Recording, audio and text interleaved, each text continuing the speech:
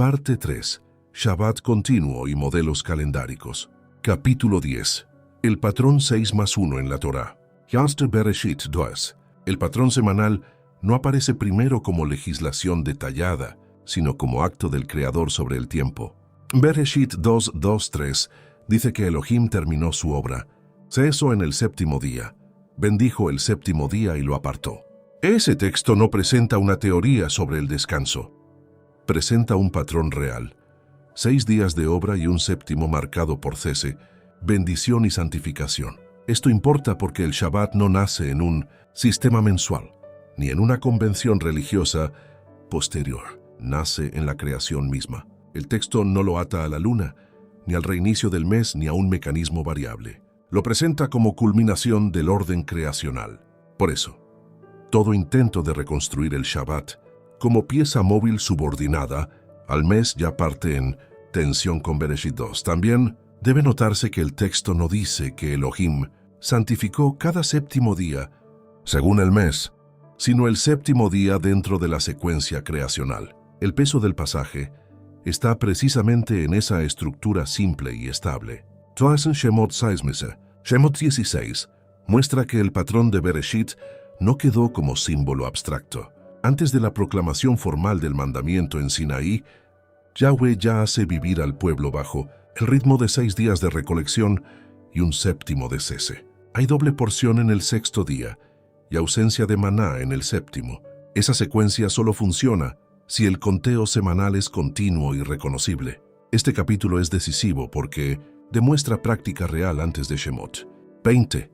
El Shabbat no aparece allí como novedad absoluta, sino como realidad operativa dada por Yahweh.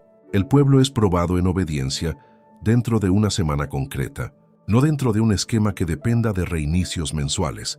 Además, el texto no introduce aquí ninguna condición ligada al Yodesh para reconocer el séptimo día. El ritmo se sostiene por la continuidad de 6+1. Eso refuerza que el patrón semanal tiene identidad propia y no necesita ser recalibrado por el mes. Tris Shemot 20. En Shemot 20 el Shabbat recibe su formulación legal central. 6 días trabajarás, y el séptimo día es Shabbat para Yahweh tu Elohim. El mandamiento no habla de semanas reconstruidas ni de secuencias quebradas por el inicio del mes. Habla de una estructura fija y directa, 6 de labor y séptimo de reposo. La razón dada en el versículo 11 es aún más importante, porque en 6 días hizo Yahweh los cielos y la tierra, y reposó en el séptimo. El fundamento del mandamiento no es mensual ni lunar, es creacional. Eso significa que el patrón semanal no depende de otro ciclo para existir. Tiene raíz propia en la obra de Yahweh. Esto no niega la importancia del Jodesh ni de las cabezas de meses, pero sí obliga a distinguir planos. El mes tiene su lugar, el Shabbat tiene el suyo. El error empieza cuando se quiere hacer que uno redefina al otro. 4. Continuidad semanal. Si se ponen juntos Bereshit 2, Shemot 16 y Shemot 20, aparece una línea coherente. El Shabbat pertenece a una secuencia continua de 7 días. Primero se establece en la creación, luego se practica antes de Sinaí, y finalmente se manda de forma explícita en el pacto. En ninguno de esos puntos se lo presenta como ciclo reiniciado cada mes. Este dato es clave para evaluar modelos calendáricos. Cualquier sistema que obligue a romperla continuidad semanal necesita demostrar que la Torá misma lo hace. No basta alegar armonía matemática, tradición antigua o conveniencia litúrgica. La carga de la prueba es textual. Y el fundamento textual base del Shabbat va en dirección contraria. Continuidad, no reinicio. Aquí conviene hablar con precisión. Afirmar continuidad semanal no resuelve por sí solo todo el calendario, pero sí fija un límite fuerte. Cualquier modelo que desplace el séptimo día por causa del mes debe ser examinado con máxima cautela, porque ya está tocando una de las estructuras más básicas de la Torá. 5. El peso del patrón creacional. El patrón 6+1 tiene peso normativo porque no nace de costumbre, ni de institución humana, nace del acto del Creador. Por eso, cuando la Torá lo manda, no lo hace apelando a tradición cultural ni a una decisión del pueblo, sino al hecho de que Yahweh creó en 6 y cesó en el séptimo. Ese peso creacional Impide tratar el Shabbat como detalle movible dentro de un sistema posterior. También impide reducirlo a símbolos sin estructura real. El Shabbat tiene raíz en la creación, forma en la obediencia y continuidad en la vida del pueblo. La conclusión del capítulo es firme.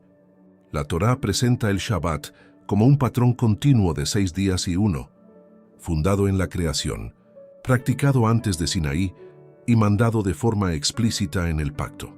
Por eso, el peso del patrón creacional debe gobernar toda evaluación de modelos calendáricos. Capítulo 11. Shabbat y Rosh Chodesh como ciclos distintos. Vayikra 23 da una de las claves más importantes para este tema. El capítulo comienza con el Shabbat semanal y solo después pasa a enumerar los Moedim anuales. Esa secuencia no es decorativa.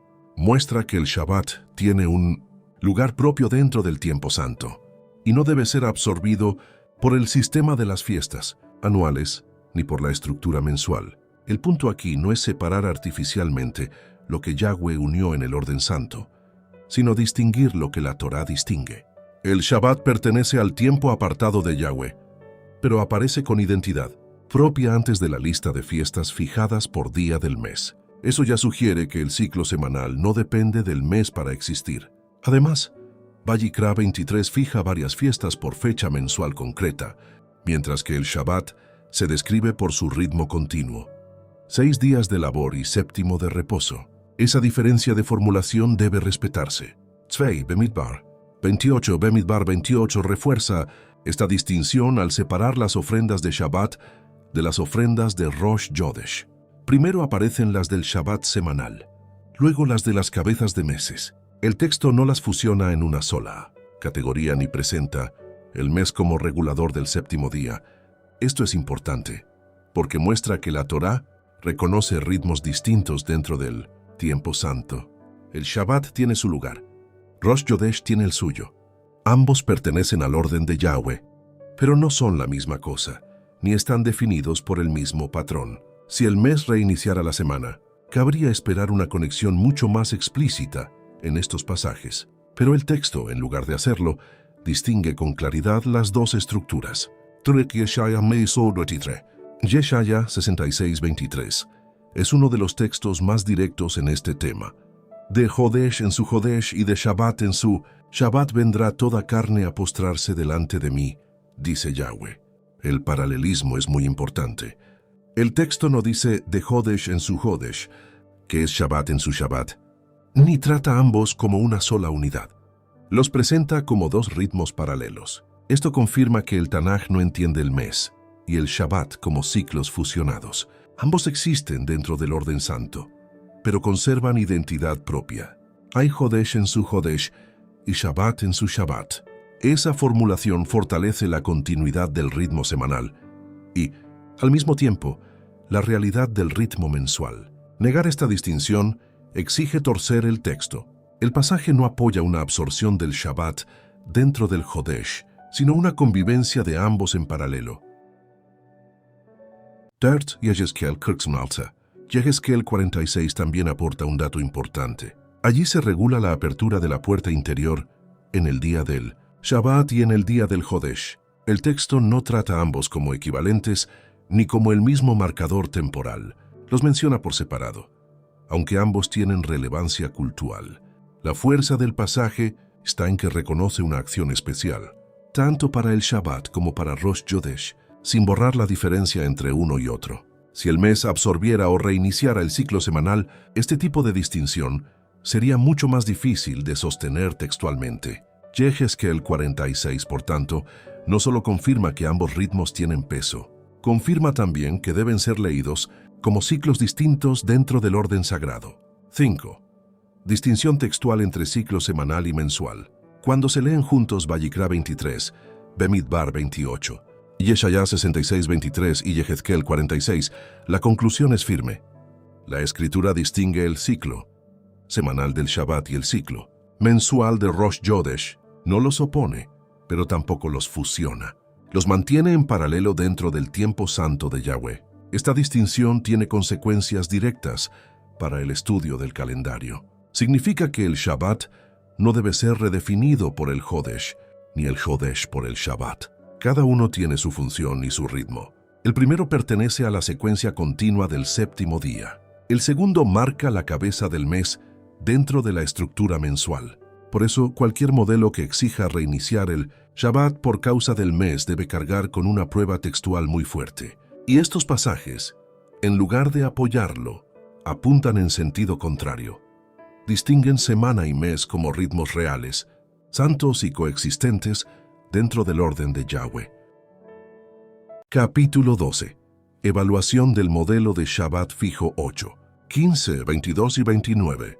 1. ¿Qué sostiene ese modelo? El modelo de Shabbat fijo 8, 15, 22 y 29 sostiene que cada mes reinicia el ciclo semanal y que, por tanto, los Shabbat caen siempre en esas fechas del mes. En esta lectura, Rosh Chodesh funciona como punto de ruptura o reinicio, de modo que la secuencia semanal no corre de manera continua a través de los meses, sino que vuelve a comenzar con cada nuevo mes.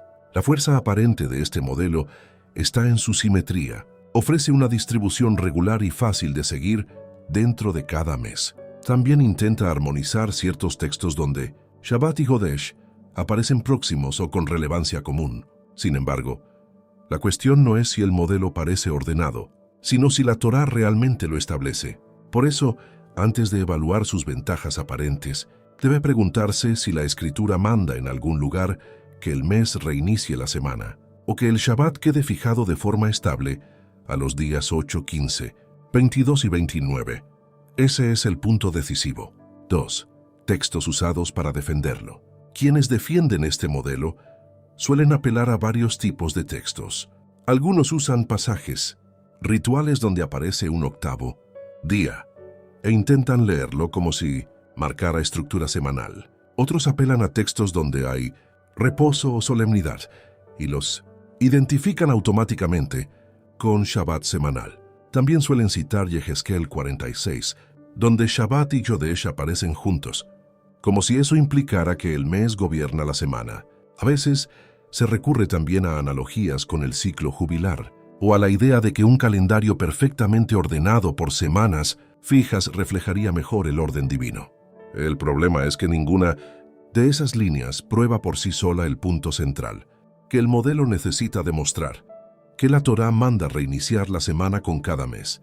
El uso de tales textos suele depender de trasladar una categoría a otra. Se toma un pasaje ritual y se lo convierte en estructura semanal. Se toma un texto sobre Jodesh y se lo convierte en controlador del Shabbat. Se toma una idea de orden y se la eleva a mandato. Allí es donde el argumento comienza a debilitarse. 3. Problemas exegéticos principales. El primer problema exegético es la confusión entre categorías distintas. Un octavo día ritual no equivale automáticamente al séptimo día semanal. Un día de reposo festivo no equivale sin más al Shabbat continuo de la creación.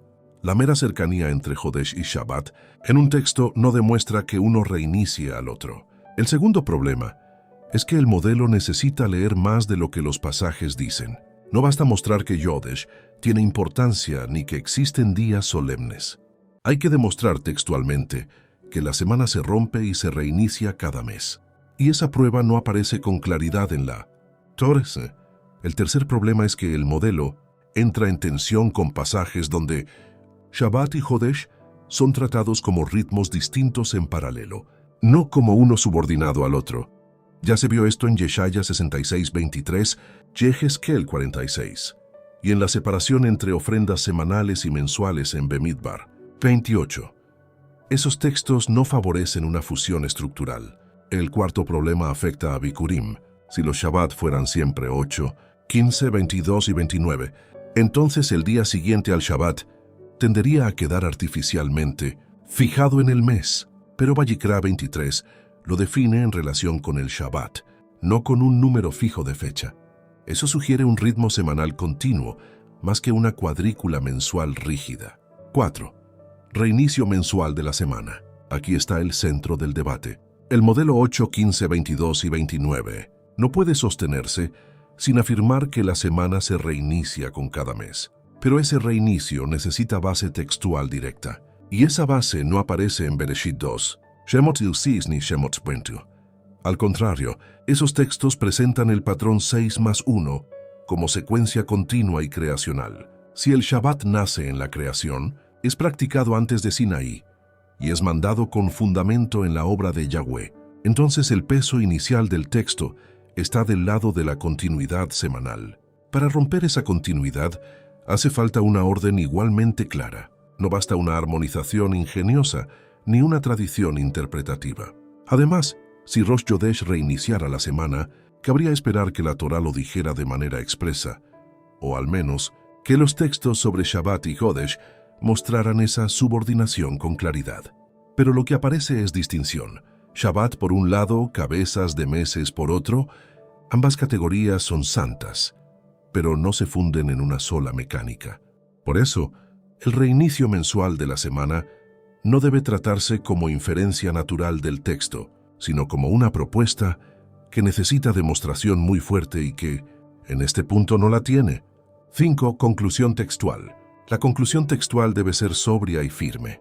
El modelo de Shabbat fijo 8, 15, 22 y 29 ofrece orden aparente, pero no queda establecido por mandato explícito de la Torá. Sus argumentos suelen depender de trasladar categorías, sobreleer textos rituales o convertir cercanías temáticas en estructura obligatoria. Frente a eso, la base textual más fuerte sigue siendo el patrón continuo de 6 días y séptimo día establecido en la creación, practicado en Shemot 16 y mandado en Shemot 20. También pesan en contra del modelo los textos que distinguen Shabbat y Chodesh como ritmos paralelos, no como un ciclo mensual que absorbe al semanal. Por tanto, el modelo 8, 15, 22 y 29 puede existir como propuesta interpretativa, pero no debe presentarse como mandato textual de Yahweh. La carga de la prueba recaía sobre él, y la Torá no ofrece base suficiente para imponerlo como estructura obligatoria del calendario. Capítulo 13. Evaluación del año fijo de 364 días. 1. Fortalezas aparentes del modelo. El modelo de 364 días suele atraer por varias razones visibles. Ofrece un esquema ordenado, regular y predecible. Sus defensores valoran especialmente que divide el año en semanas completas y evita ciertos movimientos variables que aparecen en otros sistemas. Desde esa perspectiva, parece dar estabilidad al calendario y facilitar la ubicación anual de los tiempos señalados. También suele presentarse como un modelo antiguo asociado a corrientes del Segundo Templo y especialmente al material enóquico. Eso le da para algunos un peso histórico que parece volverlo más puro o más cercano a una forma temprana de organizar el tiempo sagrado. Pero aquí debe hablarse con precisión.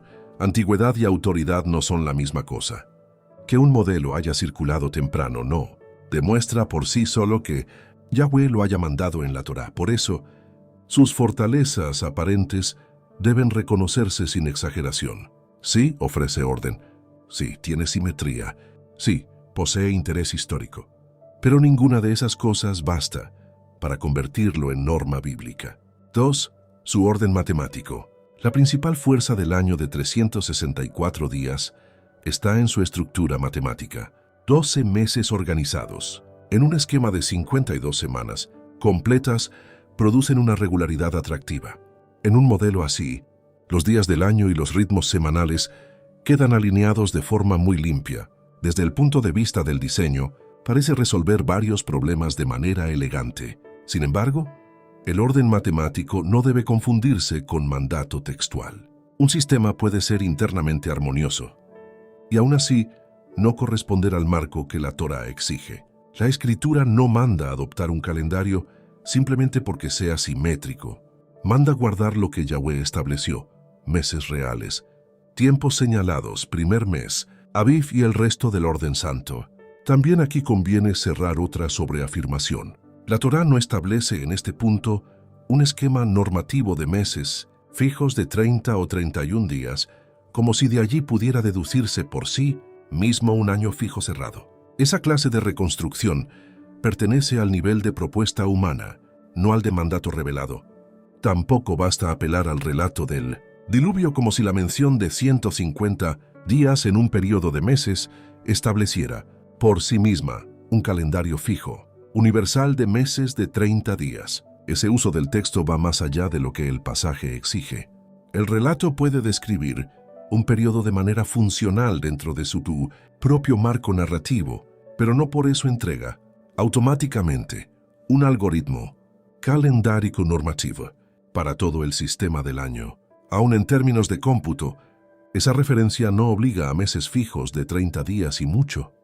Menos establece meses de 31 días como base textual del calendario. Convertir esa referencia en ley técnica vuelve a mostrar el mismo error, tomar un dato del relato y cargarlo con más de lo que dice. Aquí está el problema de fondo. La elegancia del modelo no puede sustituir la prueba textual. El hecho de que 364 días produzcan una cuadrícula estable no demuestra que la Torá haya revelado ese número como ley obligatoria para todo Israel. 3. Su debilidad frente a Aviv. La debilidad principal del año fijo de 364 días aparece cuando se lo confronta con Aviv. Si el año santo debe mantenerse en el Shodesh del Aviv, entonces un modelo que corre siempre con 364 días necesita mostrar cómo preserva de manera real esa correspondencia año tras año. Y allí surge la dificultad. 364 días no equivalen al año estacional completo. Eso significa que, sin corrección adicional, el calendario terminaría desplazándose respecto del marco anual que la Torá exige. El problema no es pequeño. Devarim 16:1 no deja el primer mes flotando libremente, lo ata al Aviv. Por tanto, cualquier sistema que no pueda conservar esa relación queda en tensión con el texto. Aquí debe hablarse con claridad. No basta que el modelo tenga semanas perfectas. Debe también permanecer fiel al requisito del año. Y si no puede hacerlo por sí mismo, entonces su aparente estabilidad empieza a mostrar una falla estructural. La Torá no exige perfección matemática abstracta. Exige fidelidad a Aviv. También debe rechazarse la apelación a reconstrucciones hipotéticas, según las cuales el calendario original habría sido de 364 días y luego habría quedado alterado por una detención extraordinaria del tiempo o por la pérdida de un día. La Torá no reconstruye el calendario desde ese tipo de explicación ni convierte tales hipótesis en norma. Aunque esas propuestas intenten salvar la simetría del modelo, no resuelven el punto decisivo. El primer mes debe llegar en Aviv.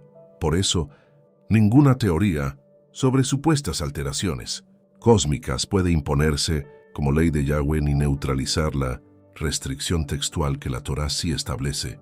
También debe rechazarse la idea de que, antes del día cuarto de la creación, Yahweh habría establecido otra forma normativa de medir el tiempo, y que ese supuesto orden previo deba gobernar el calendario bíblico posterior. Bereshit sí muestra que hay secuencia temporal antes del día cuarto, pero cuando el texto define señales, moedim, días y años, los vincula a las lumbreras. Por eso, no es legítimo usar el tiempo previo al día cuarto para imponer un sistema calendárico alterno que el texto no formula. Una cosa es reconocer que hubo tiempo antes de la aparición de las lumbreras. Otra muy distinta es convertir eso en base normativa contra la estructura que Bereshit 1:14 sí establece. 4. Su relación con Enoc y jubileos. El año fijo de 364 días suele estar relacionado con Enoc y, en ciertos contextos, con jubileos. Históricamente, eso es relevante. Muestra que este tipo de esquema circuló en algunos sectores del judaísmo del Segundo Templo. Ese dato debe reconocerse. Pero una vez más, historia no equivale a ley.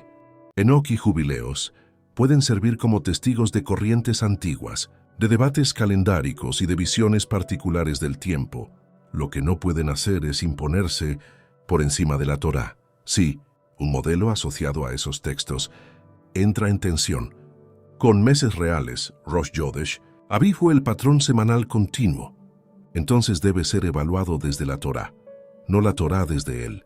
Además, el solo hecho de que un esquema aparezca en literatura antigua no prueba que haya sido aceptado de forma universal ni que deba gobernar todo el pueblo. Ese es precisamente uno de los errores que este estudio quiere evitar. Transformar circulación histórica en autoridad normativa. 5. ¿Por qué no puede imponerse como ley de Torá? La razón principal por la que el año fijo de Imbiso 364 días no puede imponerse como ley de Torá es simple. La Torá no lo manda. No da ese número como mandato. No presenta un año fijo de 364 días como estructura normativa revelada. Y además el sistema queda debilitado cuando se lo pone bajo la restricción de Aviv. Eso no significa que no pueda estudiarse ni que carezca de interés histórico. Significa que no debe presentarse como si Yahweh lo hubiera legislado de forma explícita. Hacer eso sería añadir al texto lo que el texto no manda. Y si para sostenerlo hubiera que relativizar, Aviv o desplazar otros elementos del calendario bíblico, entonces además de añadir, se estaría quitando. La conclusión textual, por tanto, debe ser sobria. El año de 364 días puede examinarse como propuesta histórica e interpretativa, pero no puede imponerse como ley obligatoria de la Torá. Su orden matemático no basta para volverlo normativo, y su debilidad frente a Aviv impide tratarlo como solución segura por encima del texto. Capítulo 14. Modelo observacional y sus límites. 1. Observación de luminarias. Un modelo observacional parte de una convicción básica. El calendario bíblico no debe leerse de espaldas a la creación. Bereshit 1:14 dice que Yahweh puso las luminarias para señales, Moedim, días y años. Eso obliga a tomar en serio el orden celeste como parte del marco del tiempo santo. La observación de luminarias, por tanto, no nace de romanticismo, ni de reacción contra calendarios fijos posteriores. Nace del hecho de que Yahweh vinculó el tiempo a señales reales en los cielos. Si las luminarias fueron dadas para ese fin, un calendario completamente desligado de ellas queda debilitado frente al texto. Sin embargo, también aquí hay que mantener el rigor. Decir que el calendario debe atender a las luminarias no equivale todavía a decir que cada detalle técnico del sistema queda resuelto solo con esa afirmación. La observación es necesaria como principio, pero la escritura aún exige discernir cómo se relacionan días, meses, años, Jodesh y Aviv dentro de ese marco. 2. Observación del Jodesh. Dentro de un modelo observacional, el Kodesh se entiende como realidad, reconocible y no como abstracción puramente matemática. La Torá y el Tanaj hablan de meses reales, de sus cabezas y de su lugar en la vida cultural del pueblo. Eso hace natural que el comienzo del mes sea tratado como algo que se reconoce dentro del orden visible del tiempo. Aquí la luna entra con fuerza. Ya se vio que Tehilim 104:19 asigna a la luna función para los Moedim, y el marco mensual de la escritura empuja a tomar en serio su papel. Por eso, un modelo observacional suele inclinarse a reconocer el Jodesh en conexión con la realidad visible de la luna, pero también hay que evitar sobreafirmar. El texto empuja a respetar el Jodesh y el papel lunar, pero no formula de forma explícita, en un solo pasaje, un algoritmo exhaustivo con toda la técnica del procedimiento. Eso significa que la observación del Jodesh puede sostenerse con fuerza, como línea coherente con la escritura, pero no debe convertirse en dogma técnico más allá de lo que el texto realmente permite afirmar. 3. Observación de Aviv. La observación de Aviv es uno de los puntos más fuertes del modelo observacional, porque aquí ya no se trata solo de coherencia general, sino de una restricción textual directa. Tevarim 6:1 manda guardar el Jodesh del Aviv. Eso significa que el primer mes debe mantenerse dentro del marco anual correspondiente. Por eso, un calendario observacional no mira solo al cielo, también atiende a la tierra, no porque el calendario sea puramente agrícola, sino porque la propia Torá une el año santo con Aviv. Esto muestra, de nuevo, que la escritura no separa orden celeste y orden estacional, ambos quedan ligados dentro del tiempo que Yahweh santificó. Aquí la observación tiene una ventaja clara frente a sistemas totalmente fijos. Permite someter el calendario al control del texto y de la creación real. Si el año empieza a desplazarse fuera de Aviv, el problema queda expuesto. El calendario no puede protegerse apelando solo a tradición o asimetría. Debe responder al requisito que Yahweh puso. 4. Ajuste anual. Si el Jodesh se mueve por meses reales y el año debe permanecer en Aviv, entonces el ajuste anual se vuelve necesario. En un modelo observacional, ese ajuste no se presenta como invención arbitraria, sino como consecuencia funcional de obedecer tanto la estructura mensual como la restricción anual. Esto significa que algunos años requerirán corrección para que el primer mes no se desplace fuera del marco que la Torá exige. El punto importante aquí es que el ajuste no se entiende como ley nueva, sino como servicio al mandato ya dado. No se añade una revelación paralela, se busca preservar lo que Yahweh ordenó. Sin embargo, otra vez hay que marcar el límite. La necesidad del ajuste puede sostenerse con firmeza. Lo que no debe hacerse es presentar un procedimiento técnico específico como si la Torá misma lo hubiera detallado exhaustivamente cuando no lo hizo. El ajuste anual es legítimo en cuanto protege a Aviv. Se vuelve problemático cuando su técnica humana pretende elevarse al rango de mandato textual. 5. Que puede sostenerse sin sobreafirmar. Un modelo observacional permite sostener varias cosas con solidez. Puede sostener que el calendario debe leerse a partir de las luminarias. Puede sostener que el Jodesh pertenece a un marco mensual real en el que la luna tiene papel importante. Puede sostener que Aviv restringe el comienzo del año. Puede sostener que el ajuste anual resulta funcionalmente necesario para preservar lo que la Torá manda. Todo eso encaja bien con el conjunto del texto. Pero también hay que poner límites. No puede sostenerse con el mismo nivel de certeza que cada detalle técnico del procedimiento observacional haya sido legislado explícitamente en la Torá. Tampoco debe afirmarse que toda comunidad aplicará de manera idéntica cada aspecto práctico. Y no debe presentarse como si el mero uso de observación resolviera por sí solo toda discusión calendárica. La formulación sobria sería esta. Un modelo observacional parece responder mejor al marco bíblico porque toma en serio las luminarias, el Jodesh, Aviv y la necesidad de ajuste anual sin imponer de entrada un sistema fijo por encima del texto.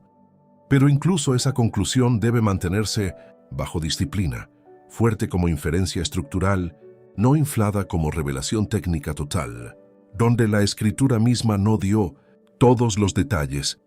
Continúa escuchando el siguiente video, en el cual comenzaremos con Parte 4, Pesaj y Matzot según Torah. El estudio completo y mucho más contenido lo puedes encontrar en nuestra página web. Davti un solo pueblo forje.